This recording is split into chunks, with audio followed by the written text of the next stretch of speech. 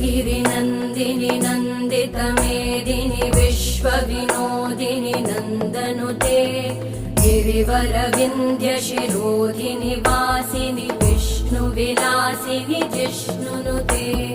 भगवति हेशिति कण्ठकुटुम्बिनि भूरि कुटुम्बिनि भूरि कृते जय जय हे महिषासुरमर्दिनि रम्यकपर्दिनि शैलसुते